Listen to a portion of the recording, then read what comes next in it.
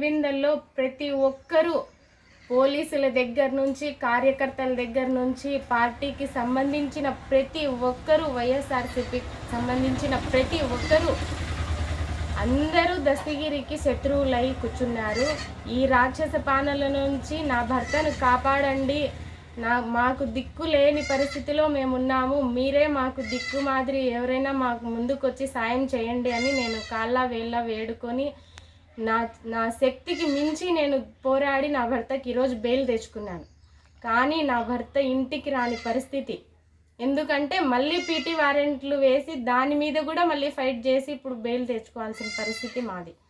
ఇంత కష్టం మాకెందుకు కల్పిస్తున్నారు ఈ జగన్మోహన్ రెడ్డి గారిని నేను ఒక్కటే అడుగుతాను. మీరు తప్పు చేయనంత వరకు, మీ తమ్ముడు గారు తప్పు చేయనంత వరకు మీరు మమ్మల్ని ఎందుకు ఇబ్బందులు పెడుతున్నారు? నేను పదే ఎన్నోసార్లు మీకు చెప్పిన, మీరు తప్పు చేయనంత వరకు కోర్టులకు వెళ్ళండి, హైకోర్టు ఉంది, సుప్రీంకోర్టు ఉంది, సిబిఐ ఉంది, మీరు కూడా పోరాడండి. మీ దగ్గర ఉన్నంత డబ్బు కానీ, మీ దగ్గర ఉన్నంత పలుకుబడి కానీ, మీ దగ్గర ఉన్నంత ఏవి కూడా మా దగ్గర లేవు. మేము ఏ దానికి మీకు ఏ కోశాన కూడా మీకు ఢీ తగిలేంత స్థాయి మాది కాదు కదా. మాతో మీకు ఎందుకండి యుద్ధము? మా ఆయన్ని ఎందుకు ఇట్లా సతాయిస్తున్నారు? మా ఆయన్ని ఎందుకు ఇట్లా మీ మీ మీ ఆనందానికి, మీ సుఖానికి, మీ సంతోషాలకు మా ఆయన్ని ఎందుకండి బలిపశువులను చేస్తున్నారు?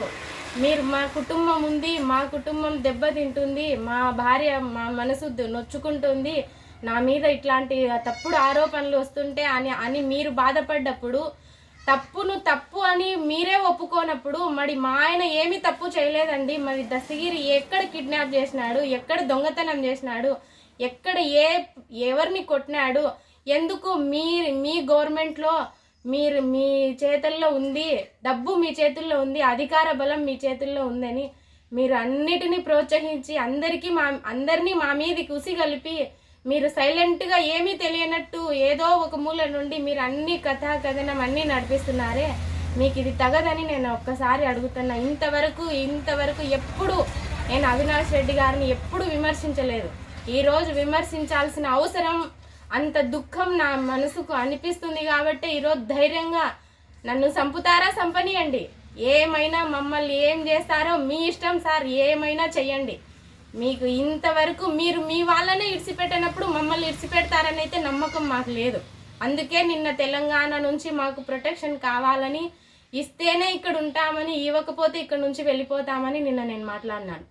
మీకున్నట్టే ఫ్యామిలీ మాకుంది సార్, మీకున్నట్టే బిడ్డలు మాకున్నారు సార్, మీకున్నట్టే మాకు కూడా భార్యాభర్తల అనుబంధం ఉంది సార్. దయచేసి మీ రాక్షసత్వాన్ని మీ వాళ్ళ మీద చూపించుకోండి కానీ మా మీద చూపించద్దండి సార్. దయచేసి మా భర్తను బయటికి రానివ్వండి. మీరు తప్పు చేయనంత వరకు మీ వాళ్ళందరూ అంటున్నారు కదా, కడిగిన ముత్యం మాదిరి బయటికి వస్తారు మా అవినాష్ రెడ్డి గారని. మీరు తప్పు చేయనంత వరకు ఎవరికి భయపడద్దండి.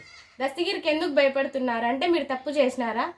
తప్పు చేసింటేనే దస్తగిరిని భయపడి దస్తగిరిని లోపల పెట్టుకోండి సార్. లోపల పెట్టుకొని మీరు ఏం అడిగిస్తున్నారు సార్?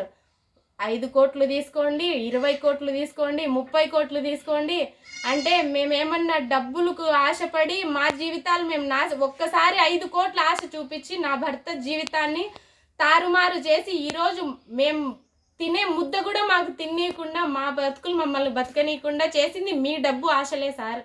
మళ్ళీ డబ్బు ఆశలు చూపించి మా జీవితాలు ఏం చేయాలని ఉన్నారు సార్ మీరు? శివశంకర్ రెడ్డి గారి కొడుకులు వెళ్ళి మా ఆయన్ని ఏం అడుగుతున్నారు సార్ లోపల? ఎందుకు సార్ బయట ఉంటే దస్తగిరితో మాట్లాడలేరని, దస్తగిరితో రాజీకి రాలేరని, జైల్లో ఉంటే అది మీ ఇండ్లు లాంటిదని మీ వాళ్ళందరి సమక్షంలో మీరు ఏమైనా చేయొచ్చనే కదా సార్ లోపల పెట్టుకున్నారు. మీకు దమ్ము ధైర్యం ఉంటే, మీరు తప్పు చేయలేదని మీ మనస్సాక్షికి మీరు అనుకుంటే దయచేసి మా భర్తకు బెయిల్ వచ్చేట్టుగా చేయండి సార్. మీరైతే అడ్డుపడద్దండి. మీరు తప్పు చేయనంత వరకు మీరు స్ట్రాంగ్గా ఉండండి. దస్తగిరికి అయితే భయపడద్దండి. మీరు దస్తగిరిని లోపల ఎన్ని రోజులు ఉంచినా కూడా మీరు తప్పు చేసినట్టే ప్రజలకు కూడా మాకు కూడా ఈరోజు నమ్మాల్సిన పరిస్థితి వస్తుంది. ఎందుకు? సిబిఐ మీద చెప్పండి, రామ్ సింగ్ గారు కొట్టి చెప్పించినారని చెప్పండి, దీపక్ గౌర్ గారు చెప్పి కొట్టించినారని చెప్పి ఒప్పించినారని చెప్పండి, ఆమె DGP madam Sudha Singh madam కొట్టి ఒప్పించినారని చెప్పండి, ఇంతమందిని ఎందుకు సార్ మీ ఒక్కరి కోసం అంతమంది జీవితాలతో ఎందుకు సార్ మీరు ఆడుకుంటారు? మీరు తప్పు చేయలేదు కదా. సునీతమ్మ డబ్బులు ఇచ్చిందని, సునీతమ్మ డబ్బులు ఇచ్చింటేనే చెప్పమని చెప్పండి అని ఎందుకు సార్ మీరు అంటున్నారు? మరి మా దగ్గర డబ్బులు ఉంటే సునీతమ్మ ఇచ్చిన డబ్బులు మా దగ్గర ఏవి సార్? ఉంటే మరి 3 నెలలు నా భర్త జైల్లో ఎందుకున్నాడు సార్? ఈరోజు దిక్కులేని పక్షిలాగా రోడ్ల మట్టితో తిరిగి నేను నా భర్తకు కాళ్ళ వేళ్ళ పట్టుకొని ఫ్రీగా భిక్షతో తెచ్చుకున్నా సార్ నా భర్తకు బెయిలు. మీ మాదిరి కోట్లు వేసుకొని తెచ్చుకోలే సార్, భిక్షతో కాళ్ళు కడుపులు పట్టుకొని భిక్షతో తెచ్చుకున్నా సార్ బెయిలు. మీ తిన్న కోట్లు ఇచ్చి కాదు.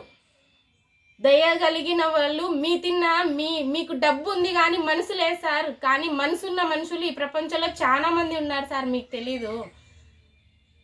వాళ్ళే మాకు సాయం చేసినారు. వాళ్ళ దయ వల్ల, వాళ్ళ దయగల హృదయం వల్లే నా భర్తకి ఈరోజు బెయిల్ వచ్చింది. ఇంకా ఈ సమాజంలో ఈ పులివిందల్లో మేము బతకగలుగుతున్నామంటే ఇంకా మనసున్న మనుషులు ఉండబట్టే మేము బతుకుతున్నాం. ఇంకా ఇప్పటికైనా కూడా నేను అడిగేది ఈ గవర్నమెంట్కి ఒక్కటే, ఆడవాళ్ళ ఉసురు వేసుకోవద్దండి. అన్యాయంగా ఒకరిని ఏడ్పిస్తే మీరు కూడా అన్యాయంగానే వెళ్ళిపోతారు, ఎటో దిక్కు కనబరాకుండా. నేను అడిగేది ఇదే, మీ దగ్గర మనస్సాక్షి ఉంటే మీ బతుకులు మీరు బతకండి. జరిగింది ఏదో జరిగిపోయింది. నా భర్త తప్పు చేసినాడో ఒప్పు చేసినాడో మీరు చేయమనింటేనే చేసినాడు.